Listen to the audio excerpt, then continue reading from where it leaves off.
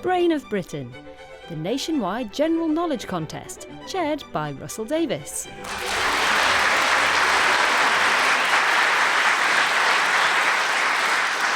Hello and thank you. As autumn approaches, as night follows day, the Brain of Britain series gets underway for 2024.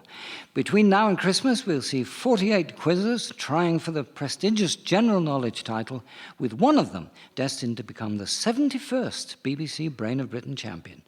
We're at the Radio Theatre in London today, but we'll be on our travels later in the series, and our competitors are drawn from all four corners of the country. Let's meet our first quartet of potential brains of Britain. Hello, I'm Richard Aubrey, and I'm from Forest Gate in East London. Hello, I'm Brendan Curtis. I live in Tunbridge Wells in Kent. Hello, I'm Heather Smith and I'm from Chichester. Hello, I'm Sophie Williamson and I'm from Norwich.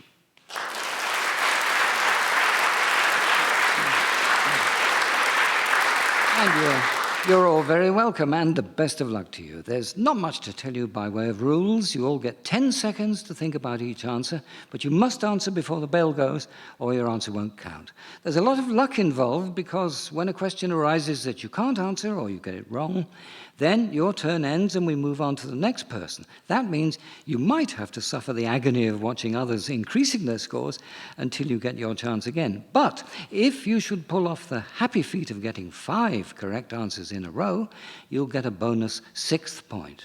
All clear? I'm sure it will become so. Let's get things underway for the 2024 series with your first question, Richard Aubrey. During the 1840s, which mathematician's notes and instructions on mentor Charles Babbage's analytical engine are considered to have laid important pathways towards the invention of modern computers? Ada Lovelace. Yes. Which playhouse, part of the Globe Theatre complex on London's Bankside, is modelled on the indoor candlelit theatres of Shakespeare's day and named after the American actor and director responsible for the reconstruction of the Globe? Swan. No. Heather Smith? Sam Wanamaker. That'll do. That's the name. That's the essential part. The Sam Wanamaker Playhouse or Theatre is the right answer, yes. Brendan Curtis. Which English king died on the 5th of January 1066, leaving no son or heir? Edward the Confessor. Yes, Edward was the son of Ethelred the Unready and Emma, the daughter of Richard I of Normandy. 2024 marks 100 years since the inaugural Winter Olympics took place. In which European ski resort? Grenoble. No. Richard Aubrey. Chamonix. Chamonix is right. Heather Smith, now we come to your turn. In 1989, a year after the violent crushing of a pro-democracy movement in Burma, a junta renamed the country internationally as what? Myanmar. Yes, officially the Republic of the Union of Myanmar. The name change is still contested by many. Tradition has it that the weather on St. Swithin's Day will determine the weather for the next 40 days. On what date does St. Swithin's Day fall? 15th of July. Yes, you're right. Some versions of the tradition specify that if it rains on St. Swithin's Bridge in Winchester on his feast day, it will continue to do so for 40 days. But there we are. In art, what word that derives from the Latin for dutifulness is used for representations of the Virgin Mary with the dead Christ across her lap? Pieta. Pietà, yes. In 1982, Seamus Heaney and Ted Hughes collaborated to compile a poetry anthology, which became a standard feature of school libraries and a favourite with general readers. What was it called? A Treasury of English Verse. No. Nobody remembers this? No, they don't. It was called The Rattlebag. We certainly got a copy at home. Sophie Williamson, your turn. What's the official currency in Norway? Krona. The Norwegian krone, yes. Published in 2022, Just Saying, My Life in Words, is the autobiography of which writer for children and young adults? Jacqueline Wilson. No. Worth a guess. Heather Smith? Michael Rosen. No. Or Richard Aubrey? Williams. No. Brendan Curtis? Julia Donaldson. No. It's a nice tour of names, but Mallory Blackman it was. Oh. And that's the end of the first round. Everyone has scored happily. Sophie Williamson and Brendan Curtis 1 each. Richard Aubrey 2. Heather Smith 4.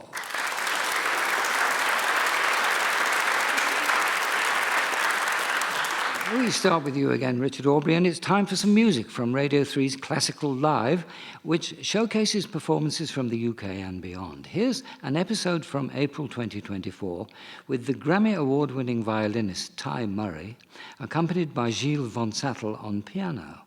Which German female composer's work is celebrated here?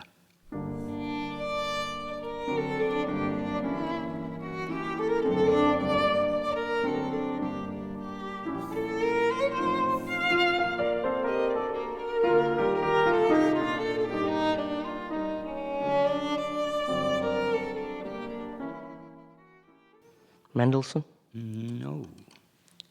Brendan Curtis? Is it Clara Schumann? It is Clara Schumann. We heard part of her 3 romances for violin and piano.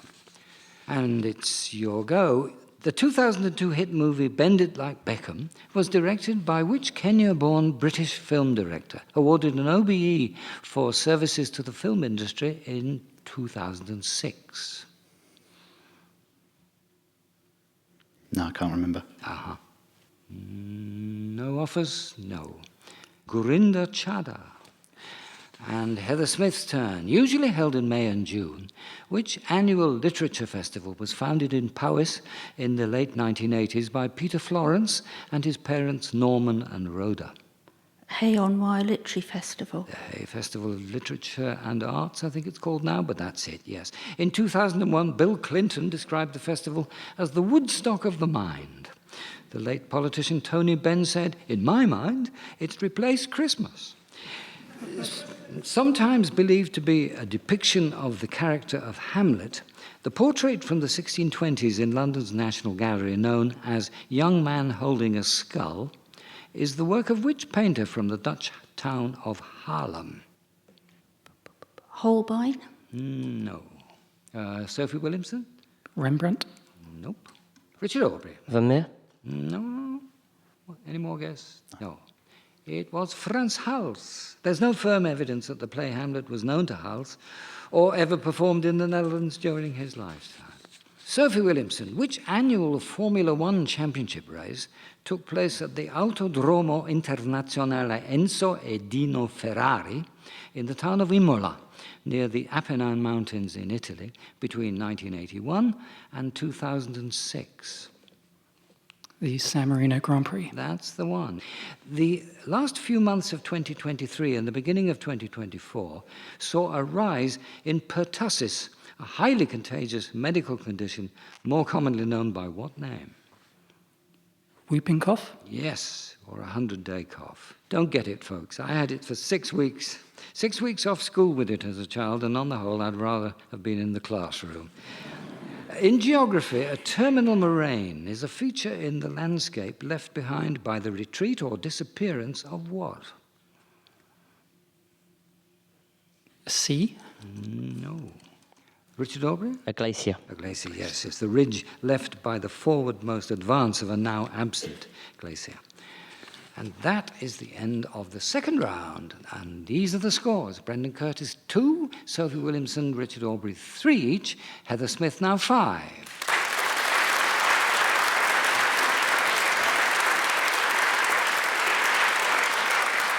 And on we sail with Richard Aubrey. "Mrs. Gregson to see you, sir," was the first line ever spoken by which fictional character in a 1916 story entitled The Man with Two Left Feet? Jeeves. It was P.G. Woodhouse's immortal manservant. He had just 2 lines in the story. The other was, "Very good, sir, which suit will you wear?" What name is shared by a short orchestral movement in Handel's oratorio Messiah, the 3rd Symphony of Ralph Vaughan Williams, and the 6th Symphony of Ludwig van Beethoven? Pastoral. Pastoral, yes, Pastoral Symphony. During US presidential election years since 1972, Which Midwestern state is the first to hold the presidential nominating contests known as caucuses? Is that the Iowa caucus? Yes, the Iowa caucus.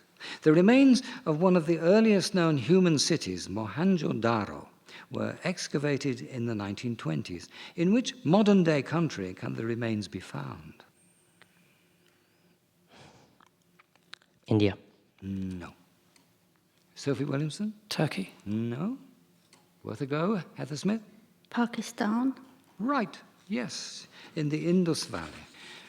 Brendan Curtis now, and his music for you. 2024 marks the 40th anniversary of the release of the worldwide hit I Feel For You, performed by Chaka Khan. The song was written and originally recorded by Prince and was transformed for Chaka Khan by producer Arif Mardin with the contribution of rapper Melle Mel, and with the sample which you hear at the very beginning of this extract of a track by another major recording artist from the start of his career. Can you identify him?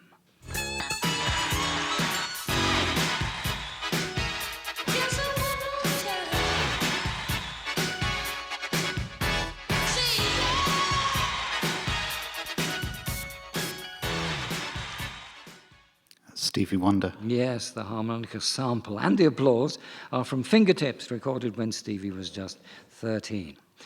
Which harbour has the unique distinction of being the only royal harbour in the United Kingdom?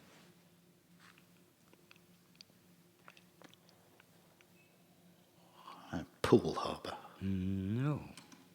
Richard Aubrey? Tilbury Docks. No. Heather Smith? Leith. No. Any more harbours? One to come? No. It was Ramsgate, granted by King George IV in recognition of the hospitality shown by the town in 1820 when he embarked with the royal squadron from Ramsgate for Hanover.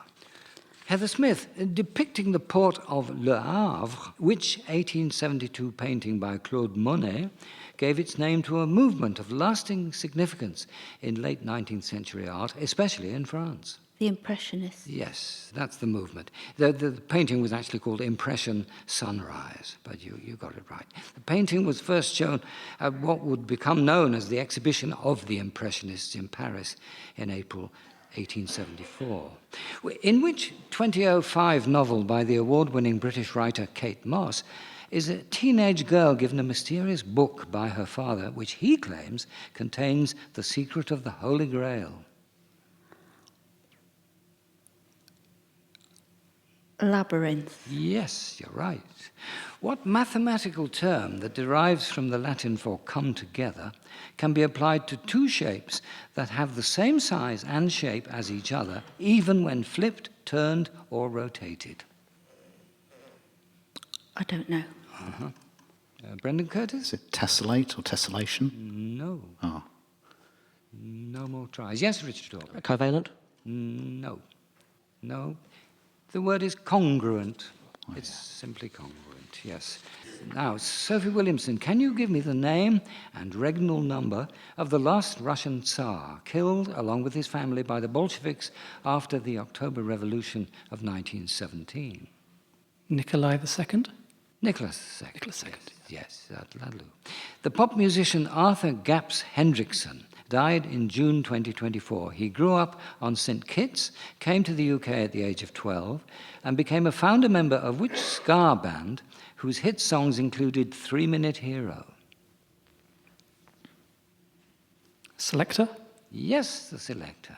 What is the English name for Vrksasana, which is the Sanskrit term for the balancing pose in yoga that requires a person to stand on one leg with the foot of the other leg pressed against the inner thigh of the standing leg, with the hands either outstretched overhead or held in front, as if in prayer? Sun salutation. No. Yes, Heather Smith. Namaste. No. Richard Aubrey. The crane. Not the crane. No, it could well have been, but it was not. No, it's the tree pose. End of another round. And here are the scores, which are pretty close together. Brendan Curtis, 3 points. Sophie Williamson, 5. Richard Aubrey, 6. Heather Smith, 8.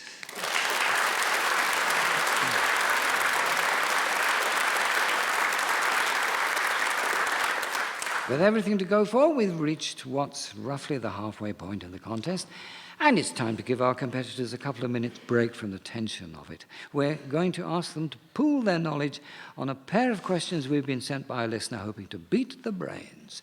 For this first heat of the 2024 seasons, we've chosen questions sent to us by listener Jeff Cosson in East London, who's sent us questions before, I think. Thank you very much for these, Jeff. If our four brains working together can't deal adequately with both of them, we'll be sending you a prize. Jeff's questions have an appropriate flavour for this summer of sport. Here comes his first one. The first cricket team to represent Australia as a whole, rather than one of its component states, toured England in 1868 and created quite a sensation.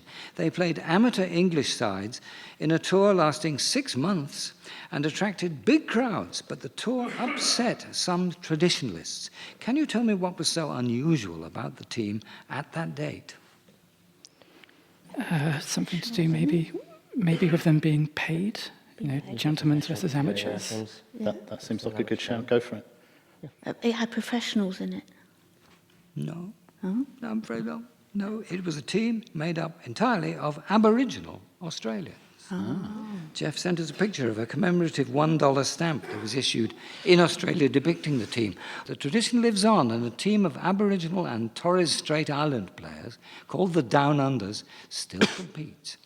Here's Jeff's second question then, on a related theme. I would advise you to dwell a little more on your answer. Cricket has only featured in the Olympic Games on one occasion, in 1900 in Paris, although there is talk of its being included again in 2028. Great Britain won gold and France the silver, but who took the bronze? I don't think anybody did. There was only one match. yeah. They were playing expat Brits. Brits. Yeah, Yeah, that was my understanding of that as It was well. the only match, I think. that's Yeah, pretty yeah. much everything I knew. So Yeah. Yeah. Does should that we go sound with right? there's no one? Yeah. We think nobody won the bronze. You're absolutely right. Yes, Well done. only 2 teams ended, which may explain why the sport was then dropped for some. Well done, Jeff Cosson. Thank you for those interesting questions, which our brains couldn't quite get the hang of the first of, so we will be dispatching your prize to you without delay. And as is traditional here in the Radio Theatre, we show our appreciation with this 6-hitting round of applause.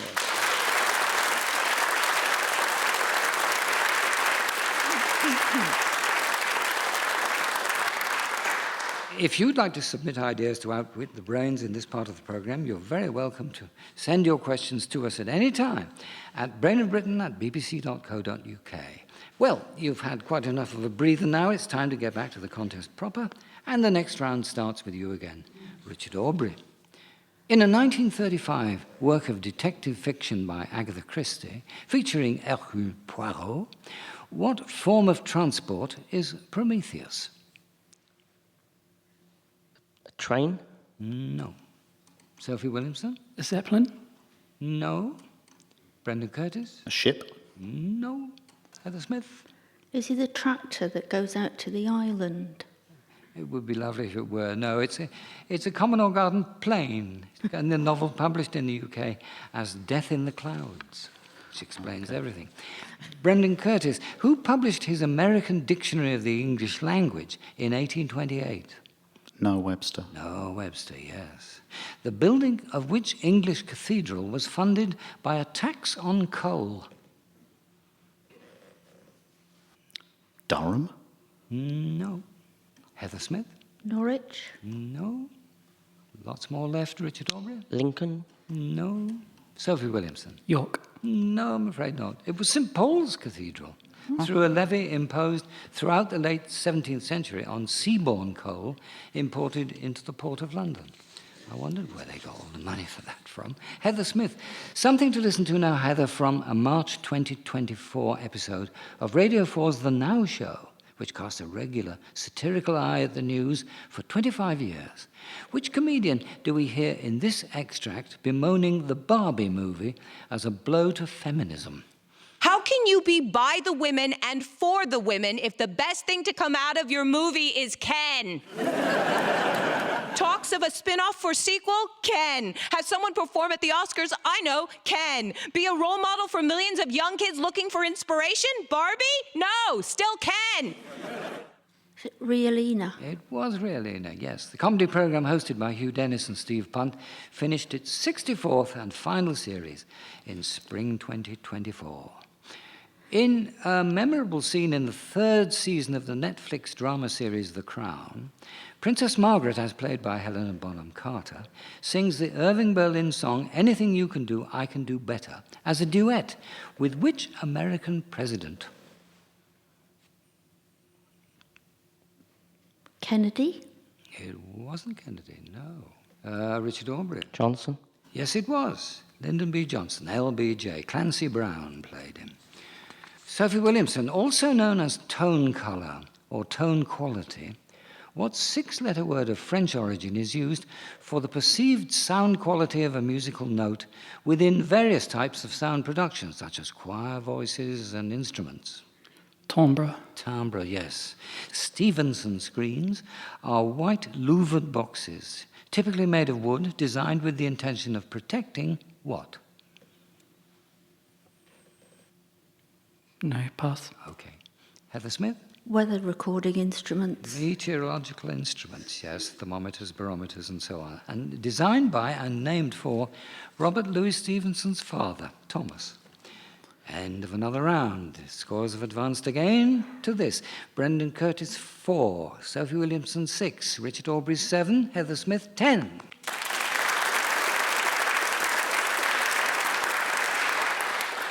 Okay, another round begins, and we start, of course, with Richard Aubrey.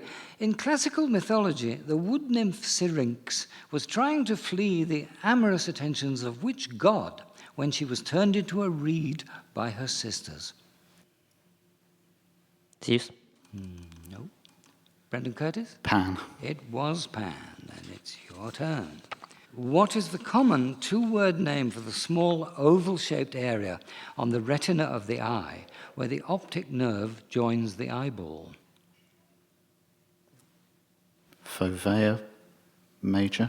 No. Heather Smith? Cornea? No. Sophie Williamson? Iris. No. Nothing. No. It was a two-word name. Blind spot. Blind spot. It is the blind spot. Yes. Heather Smith's turn then. Ambika Mod and Leo Woodall starred as the lead characters Emma and Dexter in the acclaimed Netflix adaptation of which romantic comic novel by David Nichols? Ordinary people? Not that, no. Richard Aubrey? One day. One Day is the right answer. Sophie Williamson, here's some music for you, associated with an anthology media franchise which began with a role-playing video game released in 1987. The Japanese musician Nobuo Uematsu is the brand's primary composer. After you've heard Aerith's theme, I'd simply like you to name the series.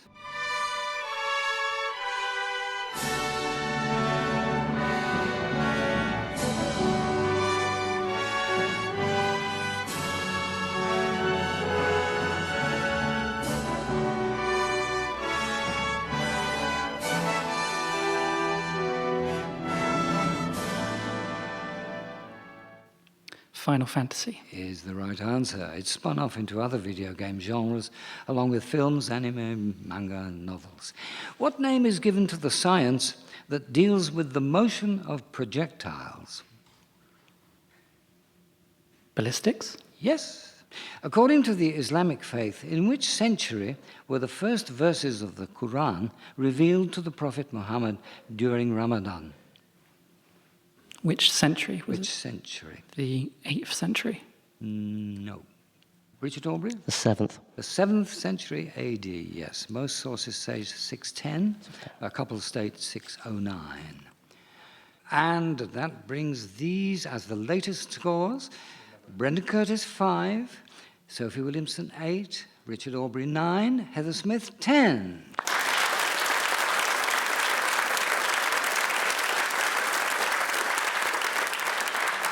And I can tell you, folks, this has to be the final round of the contest, so make your move now. Richard Aubrey, in which 19th century classical ballet is Swanhilda betrothed to Franz? Oh, another one. Nutcracker. No. Heather Smith? Swan Lake. No. Oh. Nothing coming, no. Coppelia, set to a score by Delibes. Brendan Curtis, in what way do we remember the American veterinarian Daniel E. Salmon, who died in 1914?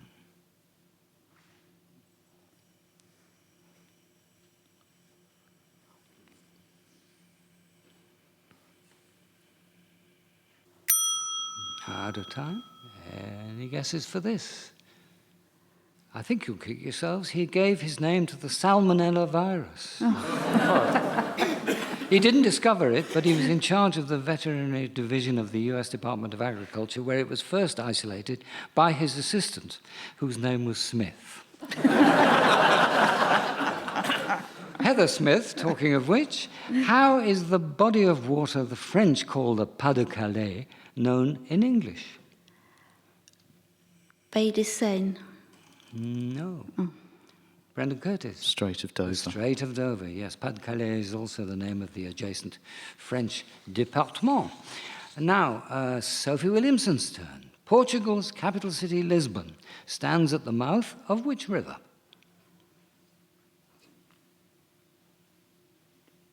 No, pass. Okay, Brendan Curtis. Tagus. The Tagus is the right answer, and that brings you a point. And that is the end of the final round. And these, therefore, are the final scores. Brendan Curtis, 7 points. Sophie Williamson, 8. Richard Aubrey, 9. Heather Smith, 10.